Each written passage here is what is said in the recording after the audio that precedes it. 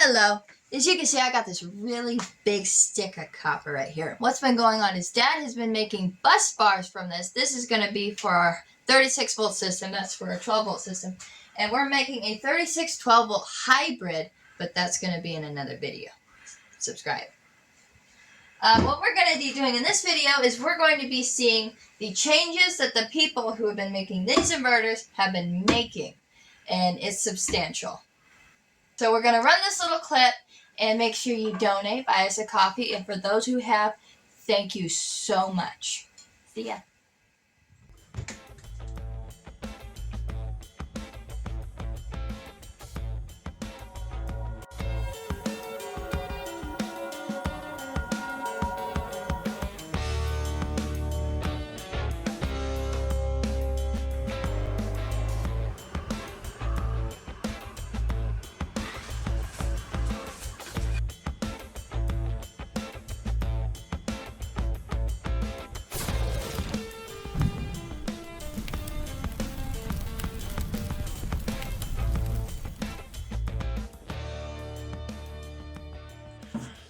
All right, we're back, and as Kira said, I'm hoping somebody threw a nickel in that there Buy Me a Coffee program. So is that right? Yeah. So this makes a lot of this happen. So we're practically demonetized as far as YouTube's concerned. It's gotten to where I'm gone a lot now because I have to work more and more and more every day to try to keep up with things. So guys, what we're working on right now is we're setting up for these nice big bus bars. Go ahead and put that one away, hon. Yeah. We're setting up, these are 1/2 inch thick, 3/8 inch bolts, and made to handle practically what's 4 of these. So 1600 amps. And that's a lot. And it's a lot. So this right here, that one she had there, this is for 36 volts. So this one here is 1/4 inch by 1.5 inches, and it's going to have 5/16 volts and some number 10s, M10s in it. And this one, on the other hand, is different. Now, if you guys take a vision and see how I built this, okay, you can go to, I'll put a link for it down there below the video, and get you a box of these. These are 4 per box, and I think I got 8 of these for like $20. And these are, as you see right there with the little air conditioner, the isolators. So you don't want to, when you're getting to this level of amperage, you don't want to have anything conductive, even if you're mounting it on wood. Now, generally, under 500 amps, you can mount this on wood, just as long as it's dry wood, and you'll have no problems. I usually put a spacer, a rubber sheet underneath, and then just shoot screws. I know the screws are making contact, but I just shoot screws. And the reason for the rubber spacer is to allow the copper to, contract and move around a little bit. Now, the whole point of this video is sitting right here. These are the most updated versions of the SWI POWER 3200. Now, I want you to look at this screen right here. Very nice, and we're going to get into that real quick. Now, this is the old 3200. Pretty much the same, but not. This one pulls about 13 to 13.5 watts on idle, and it is the same one basically, but it's different. It's different. So let's get over there right quick. This one pulls 10 watts and on idle, but it has a unique feature. And when you get one, you're going to be like, there's something wrong with my inverter. It's making a clicking noise. Well, it is. It's making a clicking noise because of what's right here. Now, what it's doing is it's leaving the charge and cycling the charge back and forth. So it's on a ghost load mode, I guess you'd call it. What do you call it? Ready? Yeah, I think so. Ready mode. So it idles itself down to 10 watts. So I'm going to flip this thing on, and you're going to see what I'm talking about. So here's up here. Now you got to account for everything else, wire and everything else. But this thing here is only going to pull. Now your watts are right there. 10.2 watts. And it'll cycle at a peak of 10 watts. The other one will cycle at a peak of 15 or 16. What does this mean to you? If you've got 2 of these batteries, 800 amp hour, and you do the math, it sounds impossible that 3-4 little watts are going to make a difference, but it could make a difference in about 7 days. So if you're talking about 90 days of this sitting hooked up, this will sitting there ready to go, ready to operate. It will drain down your battery because it has to have power. This one will give you about another week because it uses that much less idle power. And that they put a lot of work to get 4 or 5 watts less idle power out of these. And the clicking, I'm going to see if I can get you to hear it. I can hear it. Barely, huh? Yeah, just a little. So hope you guys could hear that. It's the cycling, and we're going to get into this one. I'm going to fire this one up, and you're going to see square wave out of a true sine wave inverter. Yeah, square wave. I'm going to show you exactly how it works. All right, so I'll put the links to these down below the video.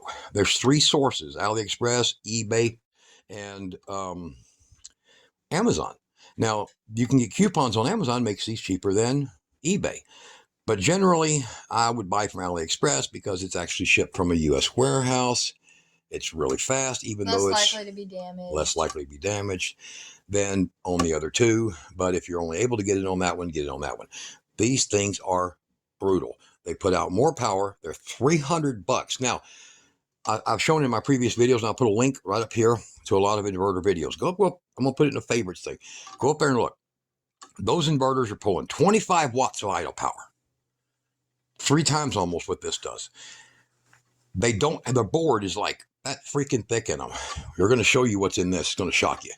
And they cost $100 more.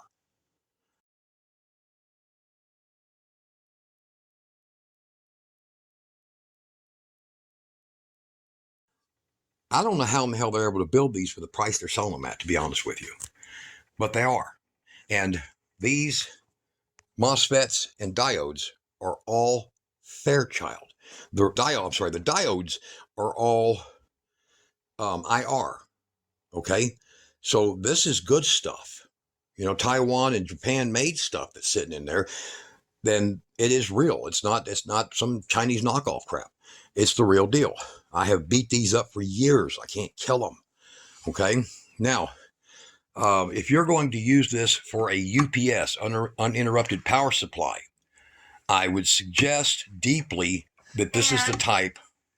And you can also use this to connect your systems. But yeah, this is an automatic transfer switch that when the voltage drops, so say you got your power coming in from this, and you got your public power coming in here, your inverter and your public power, and then your output to your breaker box or whatever. This is up 30 amps AC, and they make a 60 and 100 even. These are only about $100. Well worth it. You can program it not to ever let your batteries, these things, look at this monster. God, it's a freaking monster. You can program it to not ever let these batteries get below 20%. So your solar comes in all day. You're cutting your power bill. You're using your inverters. But the battery gets down to 11.7 or something, so 20% left in it. Your smart move is right here, right there. This will switch to utility. It'll even switch when it has utility where you can put an automatic charger to put a little power in that. So if you got like discount power at night or discount power during the day, whichever one, you know, one of those kind of services, they offered a lot. Like here in Texas, they give you that. Solar nights where it's free, if you get my drift. But these 2 inverters here are identical. These are both the 2024 models. I got them early, and I've been running them. And you're going to see over here, I've been running them a lot. 7.23 kilowatt hours fed through it. And this is the 3rd time I've reset this. Okay? It is an impressive, powerful inverter. They include with it a about 15-foot long remote cord with it. And it's a new style, different style. So what do you got there? I got this one. All right. So, okay, let me explain this. Yeah, you go ahead and hook that up. Yeah. And we'll turn it off because you have to turn this off to use this. So this is a different style. Most all inverters, almost every single one that you get that has a remote, whether it's by wire or a push button, they all use a 3-volt remote. So there's a little transformer for this one's. Okay, there's its transformer that gives it the voltage. However, this transformer is putting out 7.5 volts for its remote, which is unheard of because most all of them use just 3 volts. If you have 3 volts coming out, that's about as good as you're going to get. Maybe 25 feet. You ain't going to get no better than that. And how long is this? Like 75? This is a 75 Cat 6. Cat 6, 75 feet. So go ahead. Let's see what it'll do. Unbelievable. See? You can't do this. You could not do this with the new inverters. Most of them, I mean, I've seen a guy, he's raising hell. His inverter won't work, and he has to walk out and turn the switch on. I answered his little post on YouTube, and I said, well, how long's your cable? He said, well, I got a new cable, and it's 40 foot. I said, go try your shorter cable. Well, it works. He answered back, yeah, it works now. Must be my cable. I said, no, it's the amount of power. DC power starts to sag over distance, especially these fine wires. So it's not enough power. This thing isn't, look, you won't see this in the old models. The old models, they're good, but they were only good for 30 feet. I can put a 125 foot remote using quality Cat 6, don't use junk, on this inverter. Yeah, because direct current is like throwing a baseball, you know, it's going to sag down over time. Exactly.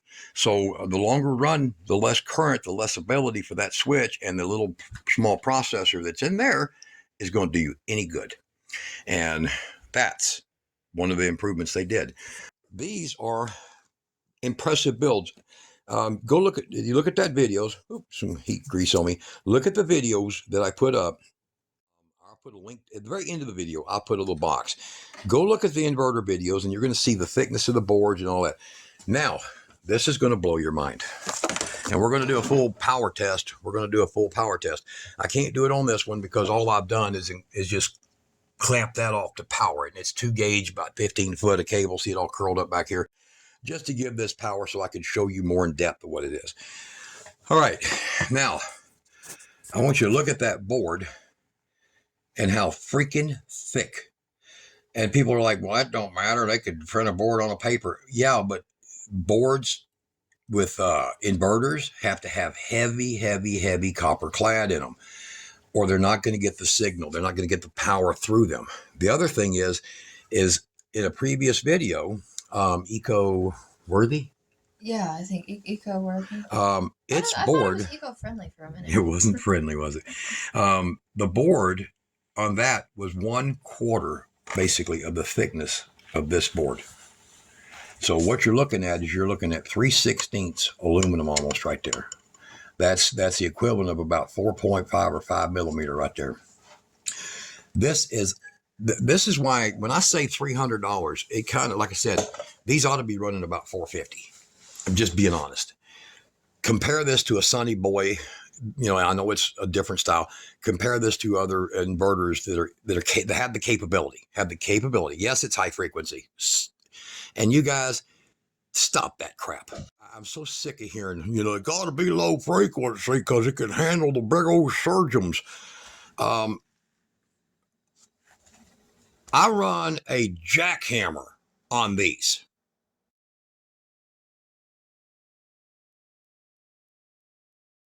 A jackhammer.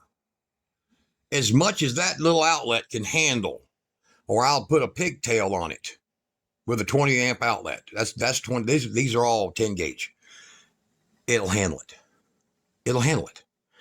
So you don't have that. As long as you got the battery power coming in, the proper size cables, and see, I upgraded the cable to put one more strand because their cables are capable of what the inverter can do, and I always want to push it, right? So you're going to look inside of this inverter, and you're going to see how big, how absolutely huge their transformers are, how big their transformers are. Unbelievable. This should be a $400 or $450 inverter. It's just, for some reason, it's $300.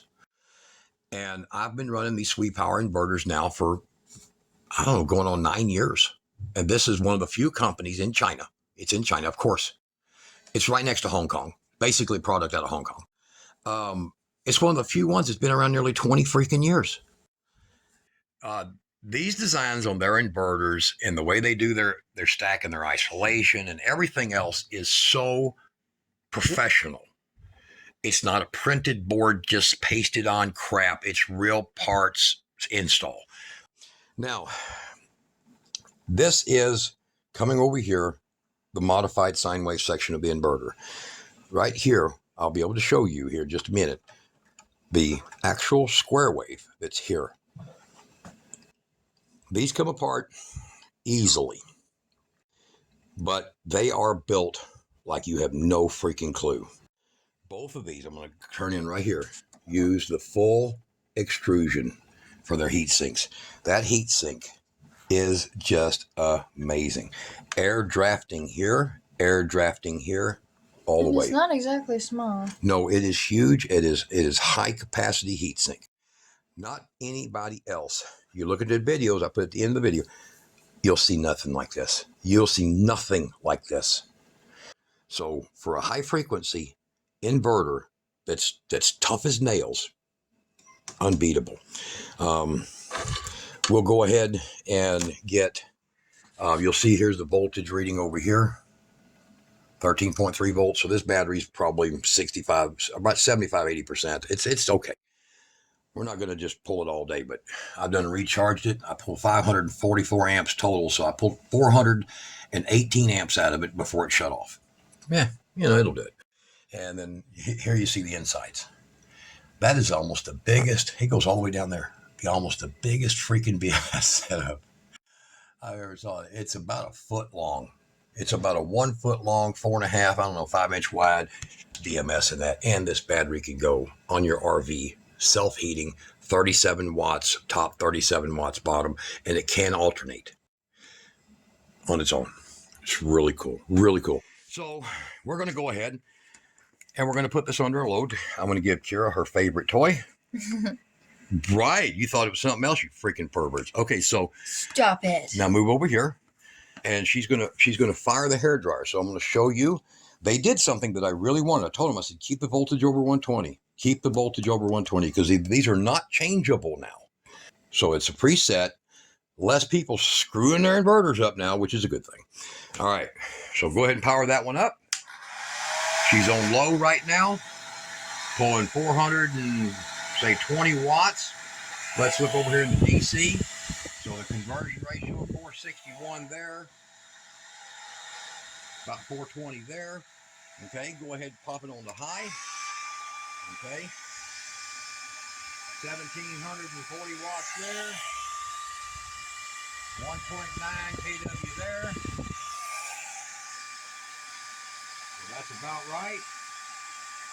Okay, so you guys doing the calculating the efficiency, you got to remember this thing here is off by about 3%. So just remember that. It goes higher error-wise. Okay, so now I'm going to take this one here, 1500 watt heater,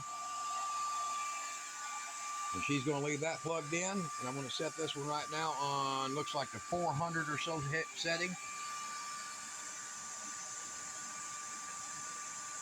Okay, and by the way, that's a 1750 watt hair dryer. Okay, now, so you can see it, it's got a little switch in the bottom there. All right, I'm gonna turn it up.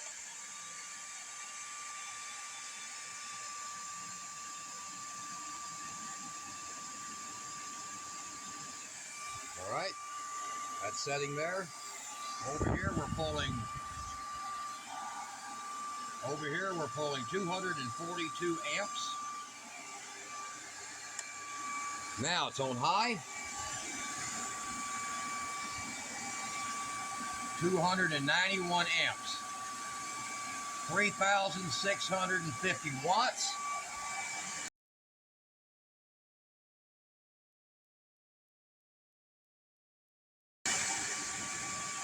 $3,100 watts over here. See that? So I'd say this one is in error of about 180 watts, and this one is overage about 200 watts at this ratio right here, 150. So right now you can pretty much guarantee you're at 3200 constant. And then we'll go ahead and plug this one in and put another 200 watt load on it.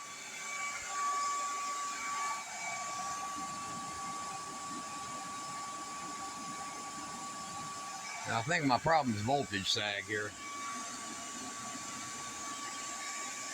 Ooh, nice and warm. So, all right, so it shut that one off. The heater shut off here. Hold on. Turn it up. Okay.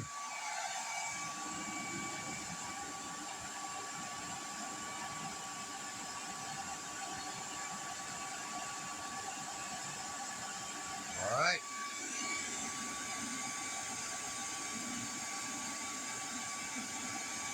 All right, 303 amps. And this thing's sitting here running constant right now at 3200 watts.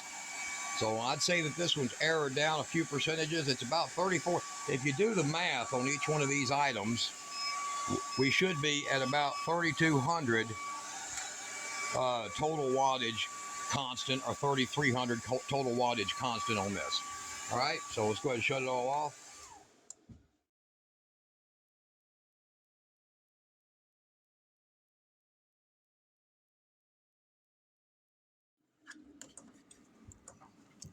Very capable, very capable. As far as starting watts, no problem with a 4800 watt start. I personally do not subscribe to this double wattage peak ability. You know, when they put these things on here, I don't do it. It's just a business decision that these people all do. But 4800 watts for about 5 seconds, this will do it. No question. All the rest of them, when you see 3000 and 6000, they don't do it. You'll see in my other videos, lots of inverter videos, and they don't do it. The only thing that can do that kind of peak like that is square wave. Okay. And we're doing that video next, showing you something you can do. All right. And a lot of you guys will need that information. All right. Now, you've seen the 3200, you've seen its action. It's an impressively well built, nearly 20 freaking pounds. Other 3000 or 3500 watt, I got a big Power Bright 3500. It's 4 pounds lighter than this. And the reason is sitting right here. So I'll go ahead and have her get this one set up and plugged in. There you go. There's that one. And so she's going to get that one plugged in, and I'm going to go ahead and power this one here off. Now, like I said, this one here has got just some clamps, see, to just hook up to it like that, because I didn't have a terminal on it. And we're going to show you, and I'll have to flip this so you can see it. Watch that output. Voltage comes up, nice and trim. Perfect. Okay. Now, most all inverters that you guys are buying, they're 110, 115 volts. And let me explain something about that. The lower the voltage, the more heat you get out of your tools. And the reason is volts go down. Basically, it requires it to pull more amps to cover itself. Now, when you got a proper 120 or 122 or whatever volts, your tools run better. Actually, when it comes to like a grinder, a drill that plugs in, 125 volts or better is actually not going to hurt it. I run mine at 130. I do. I had my other big inverter. I set it at 130. 130 volts, man. So I hook up stuff to it. It just, boom. If I set it at 110, it's like a little drag in it. You know, it's just like, oh, okay, then let's go. I prefer to run them higher. So we're going to go ahead and put a little load on this. And it's showing here 193 watts. Okay, 184, 193. So it's pretty much what it is. It claims to be a 200 watt heater. It only is about 185. Okay. Now, I'm going to turn the camera over to her. So y'all probably be happy for that, because I don't drink. And if I drank, I'd probably be more stable. All right. So we're going to put this thing here up. I'll get it turned on. Hold on there. And I'm going to show you inside this. All right. get to reset on it. All right, over here, this is fully powered. Okay, it's all fully powered. Everything, and look, I mean, guys, look at the freaking honking fan. And by the way, look at this. See my hand back here? There ain't no restriction. You see all them bunny ass plastic design crap they put all over these things that just restricts the hell out of your blower, your fans? Ridiculous. Okay, so we're going to go here. I'm going to put this over here for Kira so she can film this and hopefully focus on me over here at the same time. This right here is your square wave output that is coming out of your inverter. Let me hit that reset again. That is the square wave output right now. And the square wave output is coming from this lower section. This is your first stage. It's coming from this lower section right here. And these are stepping them up. So you have every one of these that is literally 750 watt capable of step up. And then, of course, down here, you've got your diodes that bridge that and your control board that tells them when they're supposed to do it. Okay. And then, of course, that power comes out. You see where it comes out from right here next to those capacitors. You see this? There's one wire, 8 gauge. It's 8 gauge. That's a lot, man. 8 gauge could handle this and more, can handle 40 amps. They could have done this with 10. They've done it with 8. Okay. So they have 6 gauge here, 8 gauge here, and they got multiples of 6. No problem with this inverter with you using a proper 1-aught cables on it. No problem. This inverter handling way more than it's rated. So it goes through these capacitors right here, and then it comes out right over here. So now you'll see the square wave, and you'll see that the voltage, let's see if I can get over here, the voltage on it is 216 volts, root mean squared. Okay. Now, once it gets over here, to get it split over and shaved and turned into true sine wave. Okay, so this stage over here converts what you just saw there into true sine wave. That's a proper way to make one. When they take a single board, now the 3000, all the SWI powers have this back and this section here, like on this end, they're separated. And the boards are even done to where they're separated, so there can't be no possible arc, because this can arc, that can arc. But if you'll notice where they put these versus where it comes from and everything else, it's very, very stable. You don't have to worry about that. So the SWI power is impressive. I mean, it's just freaking impressive in everything they build it in, including all these upgrades and the control boards and everything else that goes with. So this is a control board for square wave. That's a control board for true sine wave. And it's a simple 2-piece build. I prefer the 3200 over everything. Now I've got a 6000 sitting over there that just, I can't kill it. So I've hooked up crap to it. I just thought a compressor, and y'all see a video. There's a video somewhere in my list over there that's of that big 6000 pulling 500 amps of power. And this one here will have no problem pulling 300 amps of power continuous, as you just saw. So I want to give you a best user's advice. Get what you need. This should be $450. It's stupid. I don't know. I don't even know if they're making money. This should be $450. They might change it after this video. I hope not, but it should be more, to be honest. I've paid more for stuff that ain't as good built as this. So when you come to the board thickness and you come to the build and the body and all the extrusions they use on this, and they're not a bunch of notched out crap. And if you'll notice, they don't attach their MOSFETs or diodes to the chassis. That's the scumbag way of doing it. Okay, they don't do it. They build like that, and just look at my finger next to that board. Just freaking unbelievable, man. The new ones have really took a step up. There's nothing wrong with the old ones. They'll do everything these will do. But this one's got more refinements. And we're going to continue. I've got a few bones to pick with them on a few things, mainly about the venting. But we're going to continue to work together to try to get better and better and better and better. All right, guys. That's the way it should be. That's the what? That's the way it should be. Yeah. Some of these companies will take your advice. This company's 18, 19 years around. 19 now, 19 years in business, almost 20, I guess. they listen. They do. You can't get half of these people to answer your emails or your chats. These guys, they listen. So a real company does that, right? All right, y'all stay tuned. We're going to be doing a video on these, how I do them, how I use, and this is going to blow your mind, how I drill a hole, and then I use that right there, self-tapping, because the copper, I'll show you this, the copper, when it comes to your tap, these are cheap. This is like $5 for 10 of these.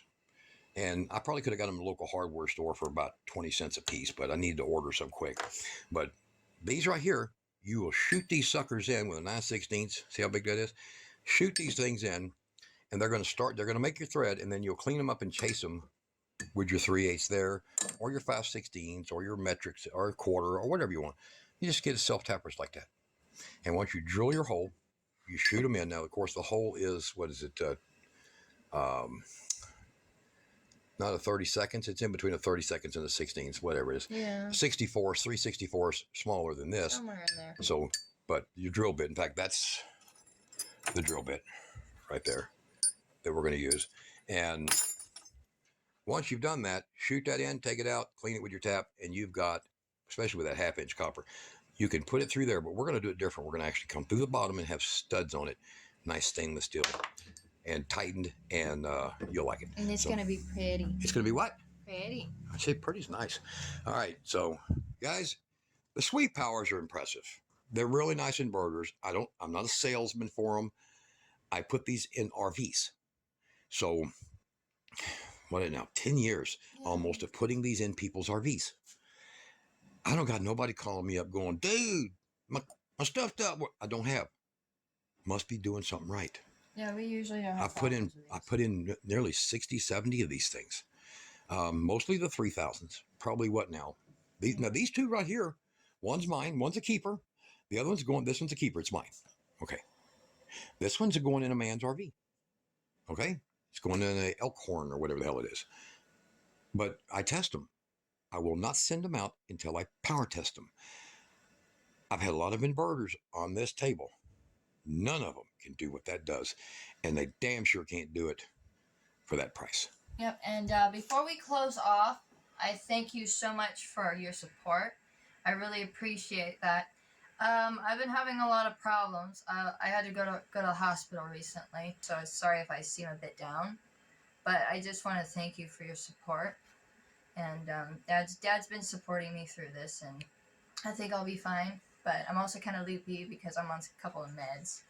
But yeah. So Just want to let you know, if you're a part of the community, you know what happened. Yeah, Kira's had some odd things that she's had to deal with. But you guys, y'all stay tuned. We're going to get everything going right.